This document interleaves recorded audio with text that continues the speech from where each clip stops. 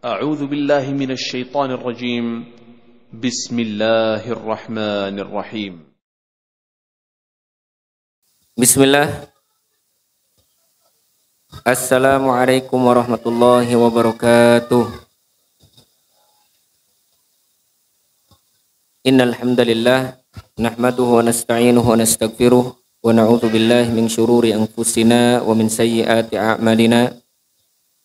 May yahdihillahu fala mudilla lahu wa may yudlil fala hadiya lahu. Asyhadu an la ilaha illallah wahdahu la syarika lahu wa asyhadu anna Muhammadan abduhu wa rasuluh la nabiyya ba'dah. Qala Allahu ta'ala fi kitabihil karim, ya ayyuhalladzina amanu taqullaha haqqa tuqatih wa la tamutunna illa wa antum muslimun. Wa qala sallallahu alaihi wasallam, fa inna dima'akum wa amwalakum wa a'radakum bainakum haramun alaikum. Amma ba'd. Ma'asyiral muslimin dan muslimah yang semoga dimuliakan oleh Allah Subhanahu wa taala. Alhamdulillah, kita memuji dan bersyukur kepada Allah tidak henti-hentinya sebagai bentuk ibadah kita kepada Allah Subhanahu wa taala. Kita tingkatkan kesyukuran kita kepada Allah sebagaimana kata Allah dalam Al-Qur'an, washkuru lillahi in kuntum iyyahu ta'budun. Bersyukurlah kalian kepada Allah jika kalian mengaku menyembah Allah Subhanahu wa taala. Maka kata para ulama tafsir, di antara bentuk ibadah kita kepada Allah yaitu bersyukur. Maka sesungguhnya seorang itu tidak dikatakan ibadah kepada Allah kalau dia belum bersyukur kepada Allah Subhanahu wa taala.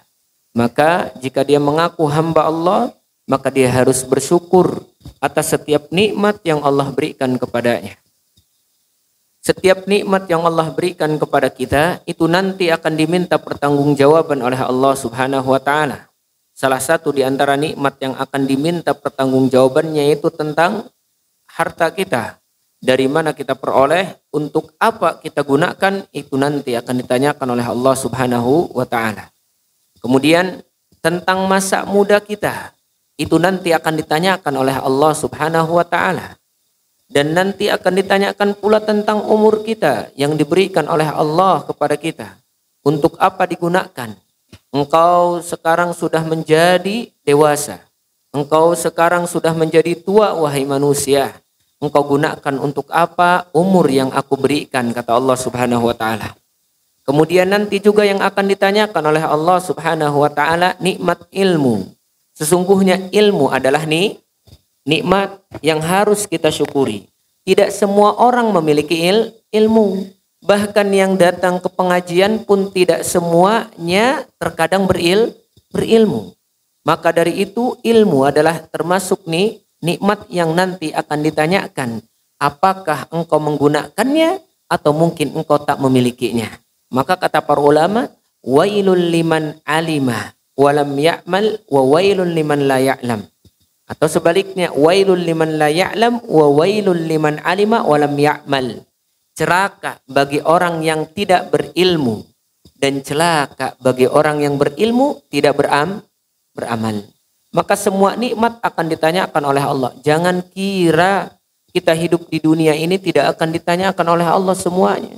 Hati-hati, kata Allah Subhanahu wa taala dalam Al-Qur'an, la tus'alunna yauma idzin anin na'im. Hati-hati, setiap nikmat yang Allah berikan kepada kita pasti akan diminta pertanggungjawaban. Termasuk masa atau umur kita. Maka kita berdoa kepada Allah, semoga umur yang diberikan oleh Allah kepada kita selalu kita gunakan untuk melakukan kebaikan. Ya, maka Rasulullah SAW mengatakan dan memuji orang yang diberikan umur oleh Allah, terutama umur panjang dan bagus amalnya. Khairun, apa kata khairun nas man tala umruhu wa hasuna amalu. Sebaik-baik manusia yang panjang umurnya dan bagus amalnya. Sebaliknya, seburuk-buruk manusia yang panjang umurnya tapi buruk amalnya. Semoga kita diberikan oleh Allah amal yang bagus dan diberikan umur yang panjang. Akan tetapi kita berdoa kepada Allah, semoga ya kehidupan ini adalah kehidupan untuk menambah kebaikan kita di sisi Allah Subhanahu wa taala, dan kematian kita sebagai istirahat kita dari keburukan yang kita kerjakan. Kemudian salat dan salam kita berikan kepada Nabi kita Nabi Muhammad sallallahu alaihi wasallam, seorang nabi dan rasul yang diutusnya itu salah satu di antara sebabnya yaitu untuk menyampaikan tauhid kepada kita. Maka dengan tauhid diutuslah nabi dan rasul. Dengan tauhid diutuslah kitab atau diturunkan kitab-kitab Allah Subhanahu wa taala supaya manusia diberikan petunjuk oleh Rasul melalui kitabnya sehingga menuju jalan yang lurus, tidak menuju jalan yang sesat. Maka kalimat tauhid, kalimat yang agung dibawa oleh Rasul sallallahu alaihi wasallam, bukan hanya Rasul kita Muhammad, tapi seluruh para nabi dan rasul datang dengan membawa kalimat tauhid untuk mengesahkan Allah Subhanahu wa taala. Dan dengan kalimat ini kita berdoa kepada Allah, semoga kita selalu hidup berada di atas kalimat tauhid dan meninggal di atas kalimat tauhid, dan yang terpenting adalah kita faham makna dari kalimat tauhid. Ma'asyiral muslimin dan muslimah yang semoga dimuliakan oleh Allah Subhanahu wa taala.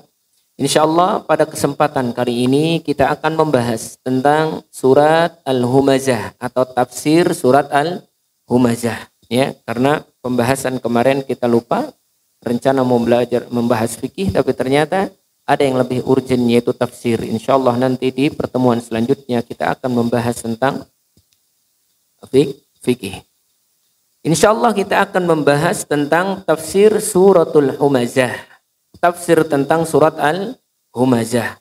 Ternyata surat Al-Humazah ini adalah surat yang dimulai oleh Allah Subhanahu wa taala dengan ancaman untuk manusia atau untuk sekelompok manusia yang membangkang kepada Allah dan Rasulnya.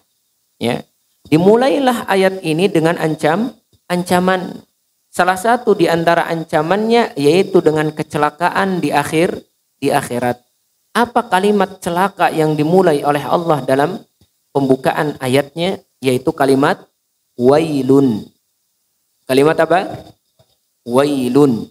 Ya, kalimat wail. Maka kalimat wail ini adalah kalimat yang bermakna celaka. Bahkan di dalam riwayat yang lain, makna yang lain dari wail adalah nama lembah di neraka. Intinya semuanya sama-sama celaka. Ya, kalau memang wail itu maknanya celaka, tetap kecelakaan itu yang dimaksud adalah dimasukkan oleh Allah ke dalam neraka. Dan kalaupun maknanya itu adalah wail adalah apa? Lembah neraka, karena memang cocok dan pantas untuk dikatakan kecelakaan bagi orang yang dimasukkan oleh Allah ke dalam lembah neraka. Maka insya Allah kita akan membahas surat Al-Humazah yang terdiri dari berapa ayat? Al-Humazah kurang lebih 9 ayat, ya. Insyaallah satu persatu dari 1 sampai 9 kita akan membahasnya biidznillah taala.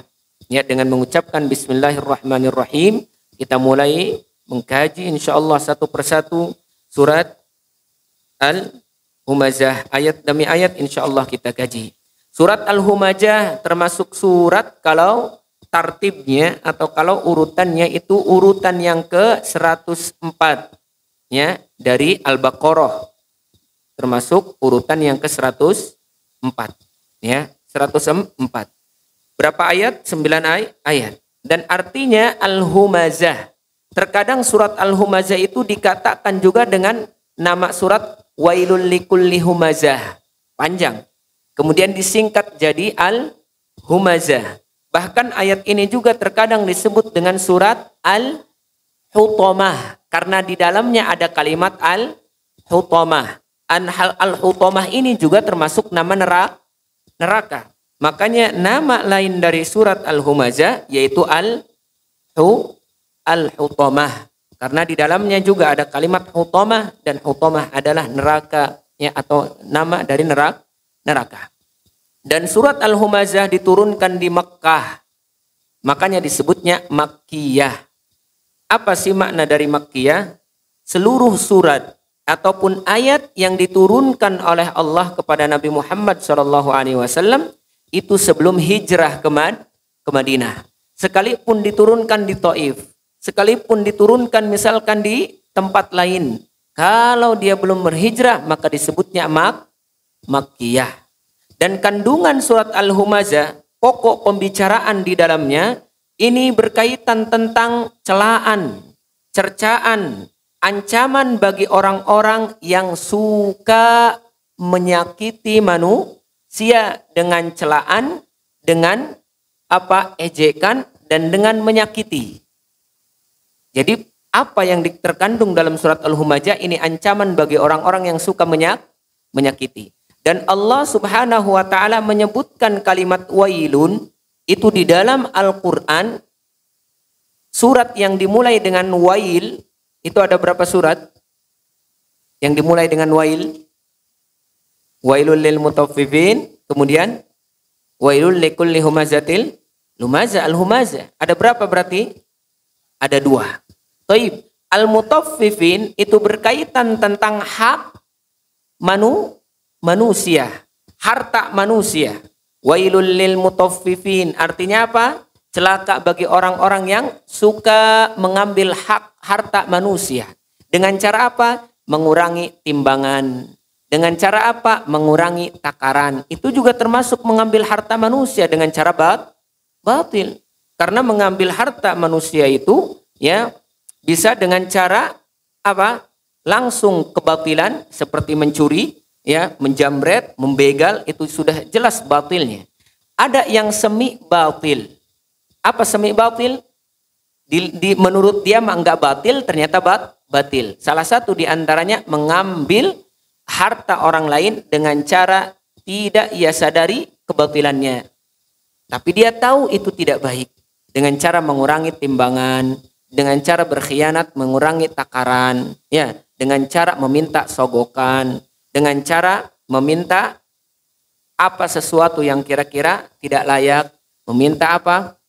Meminta sesuatu yang bukan haknya, menurutnya biasa, ya, tapi ternyata itu batil. Maka Allah mengatakan, wala ta'kulu amwalakum bainakum bil batil. Jangan engkau makan harta-harta kalian dan di antara kalian itu dengan cara batil. Maka wailul lil mutaffifin berkaitan tentang harta manusia. Dan wailul likulli humazatil lumazah berkaitan tentang kehormatan manusia. Maka di sini dua-duanya ancaman. Yang pertama ancaman bagi orang yang mengambil harta manusia dengan batil. Dan yang kedua dari surat Al-Humazah ancaman bagi orang yang merendahkan kehormatan manusia. Maka Allah Subhanahu wa taala menyebutkan dalam 2 surat ini kecelakaan bagi orang yang mengambil harta manusia dan kecelakaan bagi orang yang menjatuhkan kehormatan manusia. Maka Rasul SAW bersabda dalam sebuah hadis yang diriwayatkan oleh Imam Bukhari, bahwasanya kata Rasulullah SAW, fa inna dima'akum wa amwalakum wa a'radakum bainakum haramun alaikum. Sesungguhnya darah-darah kalian, harta-harta kalian, kehormatan kalian di antara kalian itu haram atas yang lainnya. Maksudnya apa? Tak boleh bagi seseorang itu menumpahkan darah saudaranya. Tak boleh bagi seseorang itu mengambil harta saudaranya muslim. Dan tak boleh bagi seseorang itu menjatuhkan kehormatan sesama muslim. Maka ini ancaman bagi orang-orang yang suka tadi mengambil hak orang lain dan mencela kehormatan orang lain. Maka di sini pembahasan surat Al-Humazah berkaitan tentang celaan bagi atau ancaman bagi orang yang suka mencela, ya. Kemudian kita kaitkan dengan surat sebelumnya. Sebelum surat Al-Humazah surat apa? Ibu-ibu dulu. Sebelum surat Al-Humazah surat apa? Alam Taro itu Alam Taro itu surat apa? Al-Fil. Alam Taro itu surat Al-Fil. Itu setelah Al-Humazah. Sebelumnya apa? Al-Hakkumut Al-Asr. Ya, Al-Asr. Baru sebelumnya At-Takatsur, ya. Al-Hakumut kita mah, ya. Sebelum surat Al-Humazah yaitu surat Al-Asr. Apa kaitan tentang hubungan antara surat Al-Asr dengan surat Al-Humazah? Maka kata para ulama, kaitan antara surat Al-Asr dengan surat Al-Humazah yang pertama, karena di dalam surat Al-Asr menyebutkan tentang secara umum kerugian manusia atau manusia secara umum rugi. Sebagaimana kata Allah, wal asri innal insana lafi khusr, demi masa sesungguhnya manusia semuanya rugi kecuali orang-orang yang beriman. Kemudian di dalam surat Al-Humazah disebutkan tentang ciri orang yang merugi itu apa? Salah satu di antaranya orang yang suka al-humazah wal lumazah. Apa arti daripada al-lumazah wal humazah wal lumazah? Maka kita baca ayat yang pertama apa? Ayat yang pertama baca, a'udzubillahi minasyaitonirrajim. Bismillahirrahmanirrahim. Wailul likulli humazatil lumazah. Maka kata Allah Subhanahu wa taala, celakalah bagi setiap manusia yang suka mencela atau mengumpat, ya, bagi setiap orang yang merendahkan manusia, bagi setiap orang yang menjatuhkan kehormatan manusia. Kemudian kata para ulama, wailun itu adalah tadi kalimat kecelakaan atau salah satu di antara lembah neraka yang artinya wailun itu keburukan. Kemudian al-humazah, qala ahlul ilmi, sebagian ahlul ilmi mengatakan bahwasanya al-humazah yaitu menyakiti manusia dengan pekerjaan, dengan perbuatan. Bagaimana menyakiti manusia dengan perbuatan? Salah satu di antara cara menyakiti manusia dengan perbuatan yang disebutkan oleh para ulama yaitu dengan cara apa? Dengan cara menggunakan mata atau mukanya. Setiap ada yang lewat, dia membencinya atau ingin mencelaknya, dia apa? Main lirik-lirik dengan kawannya. Ya, jadi matanya main. Atau mungkin dengan apa? Mumik mukanya, ya, dengan cara yang tidak baik. Ya, atau mungkin dengan cara yang apa? Yang membuat manusia itu ngerasa jengkel. Dan di sini celaan bagi orang-orang kafir Quraisy yang dahulu ketika Rasul lewat dan sahabatnya selalu dicela dengan apa? Dengan perbuatan dan dengan lisan. Perbuatan itu berkaitan tentang anggota badan. Berkaitan dengan anggota badan itu atau perbuatan itu biasanya kalau misalkan orang yang mohon maaf, kalau misalkan orang itu misalkan cacat, dia ejek dengan cara jalannya cacat. Kalau tangan yang cacat, dia ejek dengan cara jalannya. Kalau misalkan dia tidak mendengar, dia ejek dengan cara orang yang tidak mendengar itu seperti apa. Pokoknya dia ejek dan dia rendahkan manusia. Dia hina manusia dengan cara apa? Dengan cara perbuatan, entah dengan wajahnya atau dengan matanya atau dengan anggota badannya. Dia rendahkan manusia. Ya, kalau ada aib, ya dia contohkan aibnya seperti apa. Kalau pincang jalannya pura-pura pincang, ada si fulan tuh sambil jalan pincang misalkan. Ada si fulan tuh sambil tangannya misalkan begini kalau lagi cacat misalkan. Maka ini tidak boleh. Ya, ini termasuk celaan yang akan diancam oleh Allah Subhanahu wa taala. Kemudian kata para ulama, al-lumazah. Kalau lumazah itu artinya merendahkan manusia atau mencaci manusia dengan lisan. Dengan lisan itu seperti apa? Dengan lisan itu seperti kita mengatakan ucapan-ucapan kotor. Dengan kita mengucapkan ucapan yang tidak terpuji. Atau kalau dia punya cacat, punya aib, kita ucapkan, "Woi, dasar bodoh," misalkan. Dasar gila kamu, dasar pincang kamu, dasar budek kamu misalkan. Dasar pokoknya ucapan yang tak terpuji dia ucapkan dengan lisannya dan itu termasuk menyakiti dengan lisannya. Bahkan orang yang seperti ini diancam oleh Allah Subhanahu wa taala dan Rasulnya dengan neraka. Sebagaimana ada dalam satu riwayat tentang perempuan yang Masya Allah terkenal rajin ibadahnya. Jangankan yang wajib, yang sunnahnya pun dia kerjakan. Jangankan yang siangnya, yang malamnya dia tidak pernah tertinggal. Akan tetapi kata para sahabat, ya Rasulullah, akan tetapi orang ini terkenal ya orangnya dengan lisan dan perbuatannya suka menyakiti saudaranya. Apa kata Rasulullah? La khaira fiha. Tidak ada kebaikan darinya, wahya finnar, tempatnya di neraka. Ini ancaman.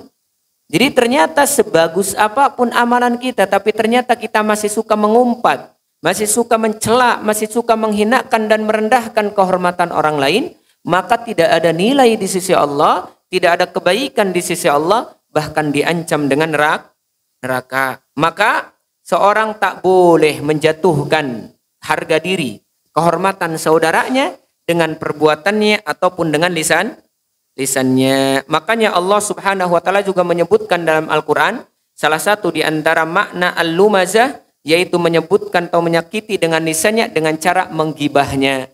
Sesuatu yang haram diomongkan dengan lisannya, si fulan gini. Itu juga sama menyakiti. Ya, sama menyakiti. Memfitnahnya dengan lisan juga itu sama menyakiti. Di samping dia mengucapkan kalimat kotor kepada sesama muslim, dia juga merendahkan dan menjatuhkan harga dirinya. Maka Allah Subhanahu wa taala menyebutkan kepada kita semuanya dalam Al-Qur'an, wala tuti' kulla hallafim mahin hammazim masya'im binamim. Jangan engkau ikuti orang-orang yang suka bersumpah dusta. Kemudian apa? Hammazim masya'im binamim, yang selalu berjalan menyakiti manusia. Ya, dengan apa? Dengan mengadu domba. Datang ke sini merusak pertemanan yang lain. Datang ke sini merusak persaudaraan yang lain. Tidak senang kayaknya melihat saudara itu atau melihat dua muslim bersaudara itu saling dekat. Kayaknya enggak ngomongin kaum muslimin dan memisahkan kaum muslimin itu kayaknya apa? Kayaknya kurang sekali. Sehingga apa? Sehingga dia selalu menclok pindah ke sana kemari, kecuali menyakiti manusia. Kecuali memisahkan antara dua muslim yang bersaudara. Kecuali mengadu domba. Wal'iyadzubillah, kita berlindung kepada Allah Subhanahu wa taala dari perbuatan yang demikian. Kemudian Allah juga menyebutkan ya kepada nabi kita Nabi Muhammad sallallahu alaihi wasallam, wa minhum may yalzimuka minas shadaqati fa in a'tu minha radu. Sesungguhnya mereka juga ada yang menyakitimu wahai Muhammad dari masalah sedekah. Kalau dikasih mereka ridho, tapi kalau tidak dikasih mereka apa? Mereka murka dan marah. Muhammad gini kata. Kalau dikasih mampu Muhammad itu luar biasa kayak gini. Pernah nggak kita dikasih ridho, diperbagus nama orang yang ngasih. Giliran nggak dikasih, dijelek-jelekan. Pernah nggak? Ya. Maka ini termasuk orang-orang yang masuk ke dalam ancaman surat Al-Humazah. Maka kita berlindung kepada Allah Subhanahu wa taala. Maka orang yang suka mengumpat, mencaci, merendahkan orang lain ini maka memiliki sifat sombong. Orang ini memiliki sifat sombong sehingga kata Allah Subhanahu wa taala, mereka pasti selalu merendahkan orang lain. Apa kata Allah, kata Rasulullah dalam sebuah hadis, salah satu di antara ciri orang yang selalu menyakiti manusia, disebutkan ciri orang sombong, kata Rasulullah, karena dia menolak kebenaran dan merendahkan manusia. Orang yang seperti ini kalau dinasihati nggak mau. Kemudian selalu merendahkan orang lain. Tadi dengan cara lisannya atau perbuatannya. Si fulan, apaan? Nah, dasar kamu ya bodoh, dasar kamu jelek, dasar kamu pincang, misal.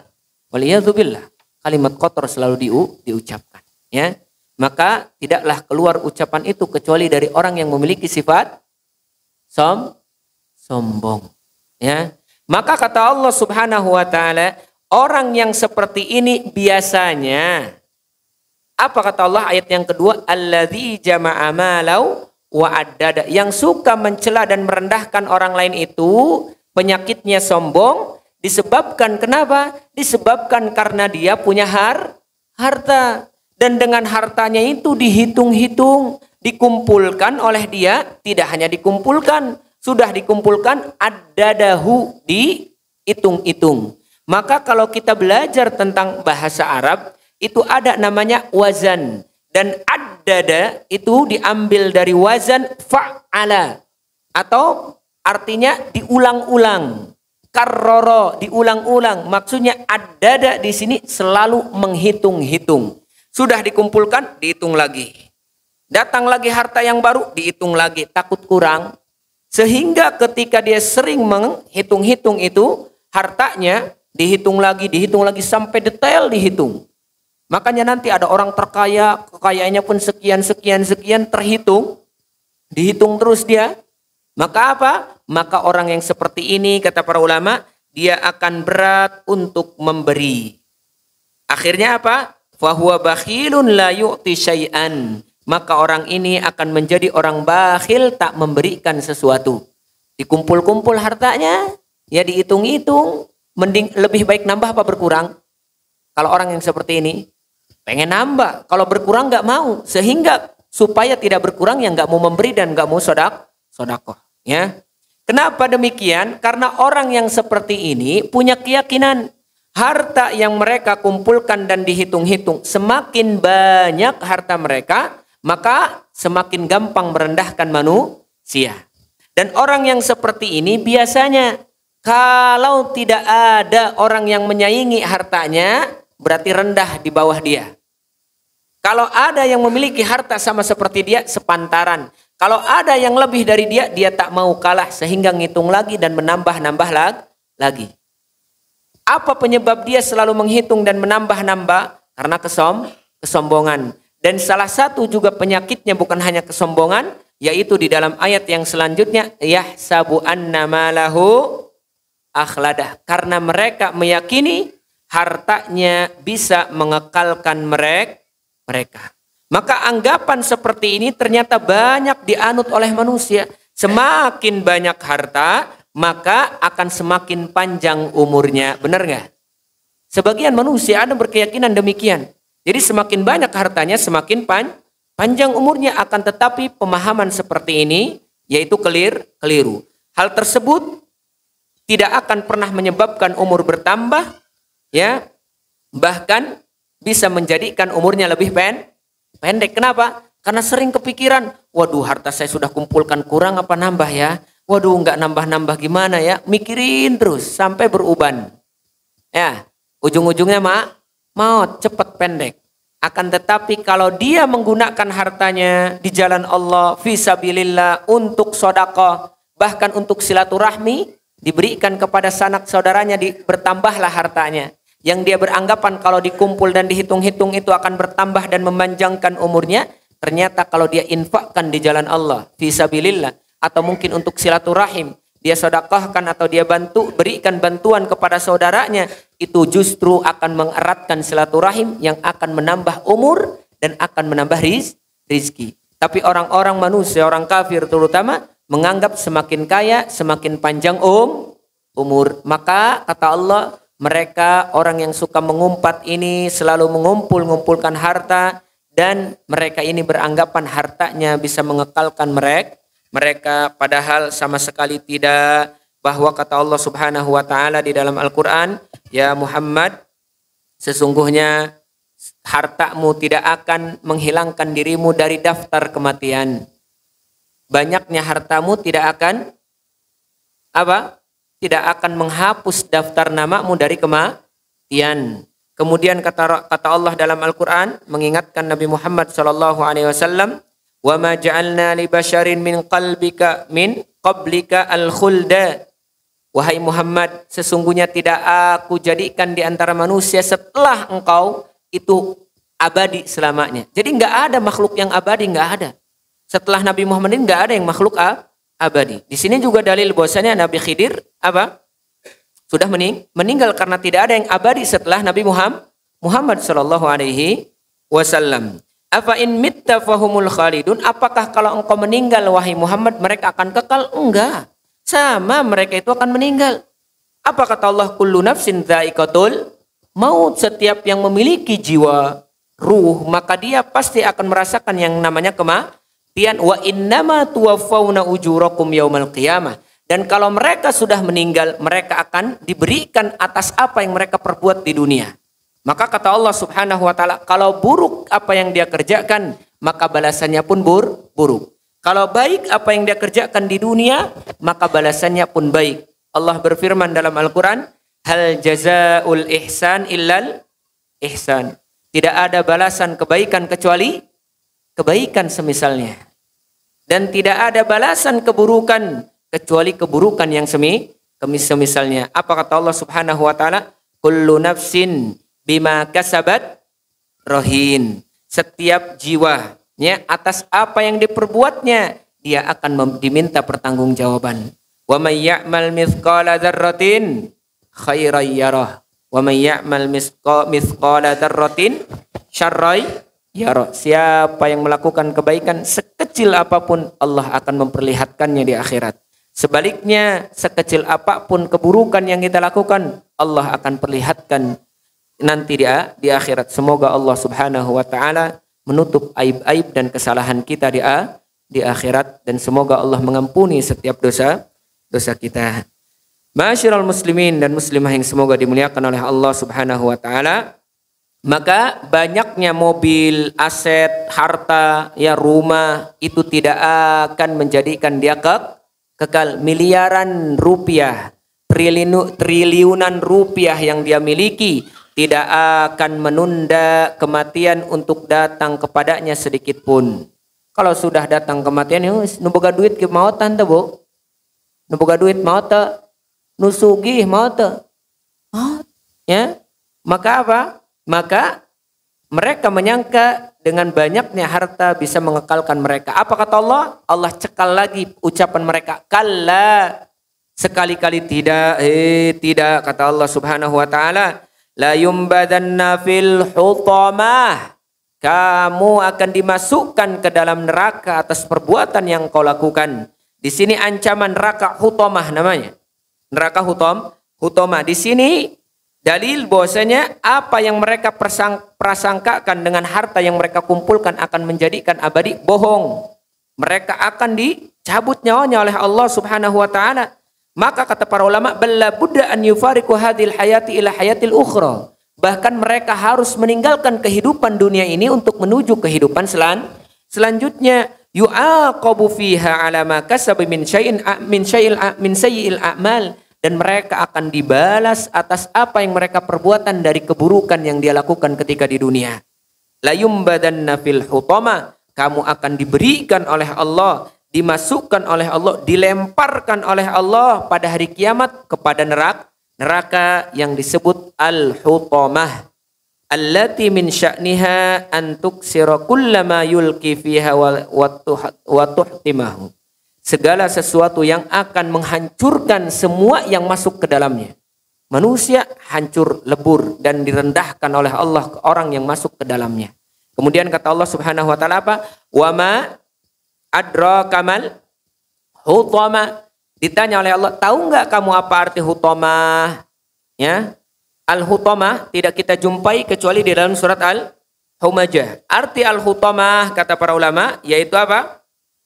Arti al-hutamah diambil dari kata tahtim yang dalam bahasa Arab artinya menghancurkan. Tahkir wa taksir, merendahkan dan menghancurkan. Ya, saking panasnya itu dihancurkan oleh Allah Subhanahu wa taala diri kita, jasad kita, waliyadzubillah. Jasad manusia hancur lebur. Ya. Kemudian apa? Api neraka yang apa? Yang Allah Subhanahu wa taala sudah siapkan dari sekarang untuk membakar habis jasad manusia yang tadi suka mengumpat, suka mencela. Apa kata Allah ayat selanjutnya? Narullahil muqadah. Tahu nggak kamu apa hutamah? Yaitu api Allah, disebutnya narullah. Kalau Allah sudah menyandingkan dan mengidhofahkan sesuatu dengan namanya, maka berarti menandakan perkara ini agung dan besar. Allah menyebutkan tentang Baitullah, berarti menandakan apa? Rumah Allah yang agung, Mekah.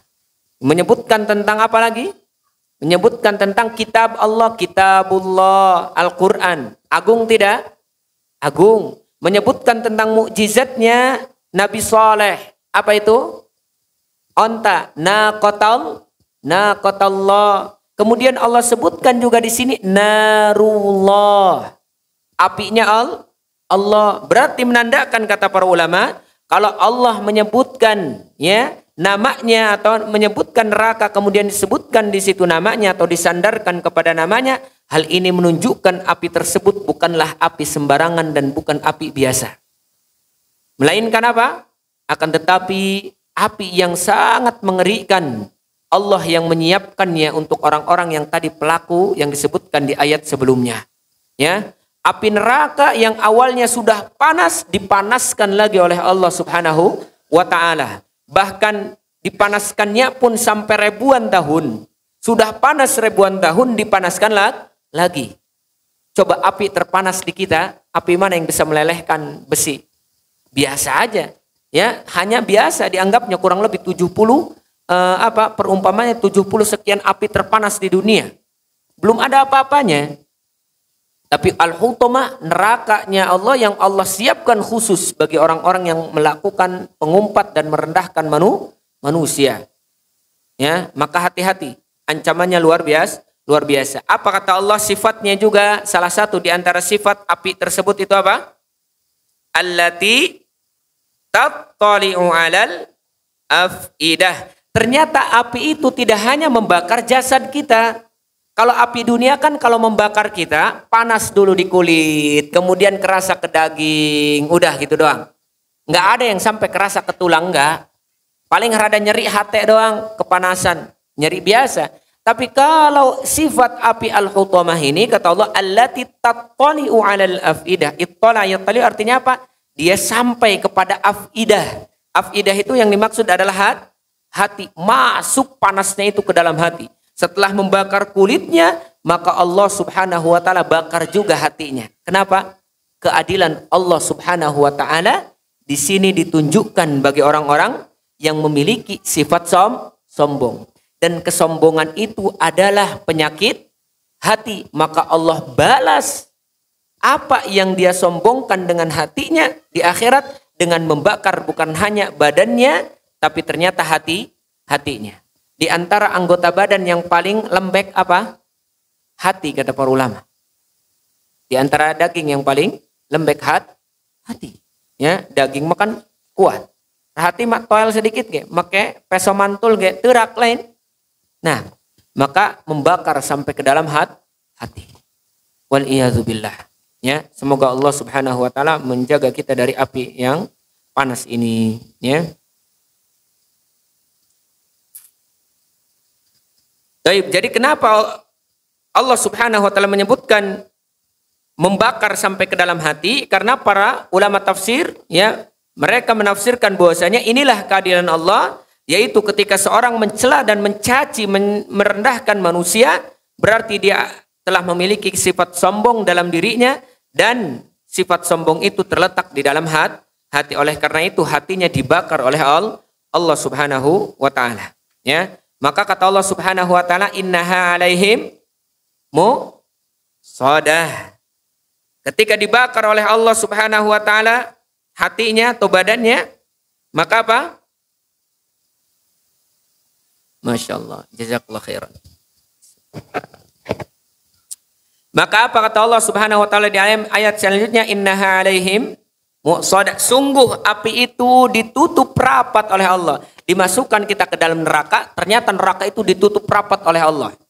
Innaha alaihim muqsadah. Muqsadah artinya kata para ulama apa?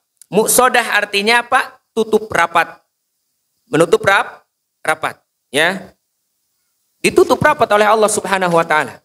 Jadi setelah ditutup rapat itu, ya, maka akan terbakar dagingnya, bahkan sampai ke tulang-tulangnya itu akan jadi lunak. Pernah enggak? Pernah tahu enggak? Ayam lunak, ayam tulang lunak. Bagaimana cara memasaknya? Pakai apa? Pakai presto. Presto ada celah enggak untuk keluar asap atau api atau yang lainnya? Ada enggak? Ada celah. Biasanya kan kalau udah panas. Masih ada celah. Neraka hutamah tidak ada celah sedikit pun. Jadi apa kita? Ya, kalau di presto aja ternyata tulang bisa jadi lunak, itu baru sebentar. Di neraka hutamah kita ditutup rapat-rapat, terbakar kita. Tidak ada celah untuk untuk api mengeluarkan hawanya. Kira-kira tulang remuk atau tidak? Pasti. Maka setelah hancur lebur tubuh kita, dibangkitkan kembali. Kemudian kata Allah Subhanahu wa taala, khuludun fala maut. Kekal, tidak ada kematian. Habis hangus kita, hancur lebur kita, dihidupkan kembali. Dibakar lagi, dihidupkan kembali. Maka kata Allah Subhanahu wa taala apa? La yahya wala yamut. Tidak ada kehidupan dan tiada kematian. Dibilang hidup, mati, dibilang mati juga hidup lagi. Ya, wal iyadzubillah.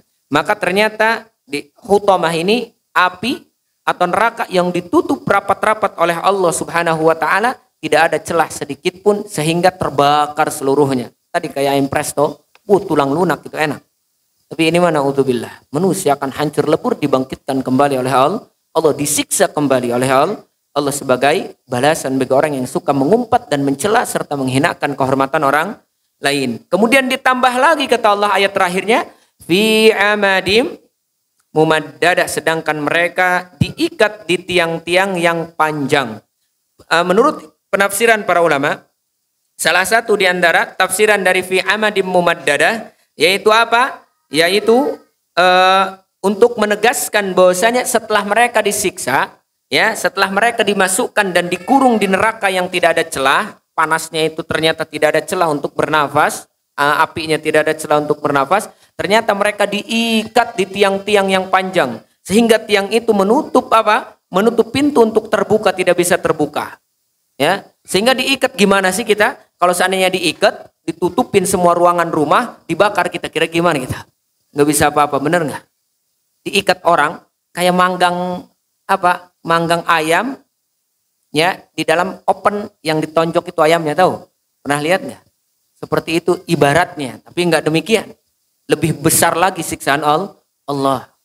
Matang nggak kira-kira dalamnya itu ayam? Matang, ya. Maka kita bukan hanya sekedar matang, tapi akan hancur, sudah dibakar, kemudian apa? Kemudian diikat, ya, di tiang yang panjang dan kita tak bisa bergerak. Semoga Allah Subhanahu wa taala menjaga kita daripada sifat mengumpat, sombong, merendahkan orang lain, menjatuhkan harga diri orang lain. Maka kata Allah Subhanahu, kata Rasulullah dalam sebuah hadis, bihasbi mri'in minasyarr ay yahqira akhahul muslim. Cukuplah seorang itu dikatakan telah melakukan keburukan, telah melakukan kejelekan, atau disebut orang itu jahat ketika sudah merendahkan orang lain. Jadi orang jahat itu tidak harus jadi pencuri, orang jahat itu tidak harus jadi pembegal, orang jahat itu tidak harus menjadi apa? Pembunuh. Ternyata seorang muslim itu cukup disebut menjadi penjahat ketika dia sudah merendahkan kehormatan orang lain. Maka kata Rasulullah sallallahu alaihi wasallam, al-muslimu akhul muslim la yahkiruhu wa la yakhduluhu wa la yadlimuhu. Muslim itu saudara bagi muslim yang lainnya, tak boleh menzalimi, tak boleh menelantarkan, dan tak boleh merendahkan. Kemudian Rasulullah mengatakan at-taqwa hahuna yushiru ila sadrihi salasa marrat. Rasulullah mengatakan nih, takwa itu di sini, takwa di sini, takwa di sini, 3 kali menunjuk ke arah dadanya. Menunjuk ke arah dadanya. Di sini kata para ulama, seolah-olah Rasul ingin mengatakan kepada kita, hei manusia, jangan engkau rendahkan manusia, karena Allah Subhanahu wa taala tak melihat jabatanmu, tak melihat harta banyakmu, tak melihat banyaknya kendaraanmu, mewahnya tempat tinggalmu, banyaknya uang simpananmu, enggak. Yang Allah lihat itu ketakwaanmu. Sebagaimana kata Allah apa? Inna akramakum indallahi atqakum. Dan tidaklah seseorang memiliki sifat ketakwaan kecuali pasti dimuliakan oleh Allah. Dan ketakwaan itu adalah amalan hati. Dan tak ada yang mengetahui amalan hati kecuali Allah Subhanahu wa ta'ala. Jadi tak boleh kita mengatakan rendah kesimpulan. Boleh jadi dia lebih baik daripada kita. Makanya Rasulullah dalam satu riwayatnya duduk bersama seorang laki-laki.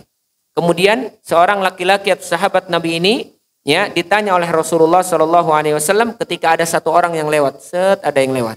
Kemudian Rasulullah bertanya kepada yang di sampingnya, wahai fulan, ma ra'yuka fi hadzal rajul? Wahai fulan, bagaimana pendapatmu tentang laki-laki yang lewat tadi? Kemudian kata si laki-laki ini, wallahi hadzal rajul, demi Allah, laki-laki ini min asyrafin nas, termasuk orang yang mulia, termasuk orang yang hormati, termasuk orang sesepuh di kampungnya, di masyarakatnya. Wa idza khataba an yuqbal khutbatuhu. Kalau dia an yungkah lahu, kalau dia ingin mengkhitbah atau melamar, lamarannya diterima. Kalau dia memberikan syafaat, meminta tolong, coba sih minta tanda tangan supaya saya dapat masuk ke ini ke itu, pasti diterima syafaatnya, pertolongannya. Kalau dia berbicara, ucapannya didengar. Kemudian diam sejenak, lewat satu orang laki-laki. Kemudian bertanya Rasulullah kepada sahabat yang di sampingnya, wahai fulan, bagaimana menurutmu orang yang kedua ini lewat? Kemudian kata si fulan, ya Rasulullah, ini termasuk termasuk orang yang paling fakir di kalangan masyarakatnya. Ya, afqarun nas, termasuk orang yang fakir di antara manusia. Wa idza khataba lam yunkah lahu. Kalau dia mengkhitbah, melamar, enggak bakal diterima lamarannya. Mana ada yang mau? Kata sahabatnya. Wa idza syaffa'a lam yushfa' lahu. Kalau minta syafaat, minta tolong, coba sih bilang ke sekolahan itu, saya pengen masuk. Kalau misalkan kita bilang dia nggak punya kedudukan, siapa ente? Ya, nggak punya kedudukan kita misalkan, maka nggak bakal diberikan syafaat untuknya. Kalau dia berbicara, lam yusma, tidak didengar, diacuhkan. Si fulan ngomong naon sih, sahasi saya tidak didengar. Kemudian apa kata Rasulullah SAW? Wallahi demi Allah, hadza khairun min hadza. Yang ini, yang kedua maksudnya lebih baik dari yang pertama. Bahkan kalaupun ada sekian banyak, seluruh bumi dipenuhi oleh orang yang pertama, tetap lebih baik yang kedua.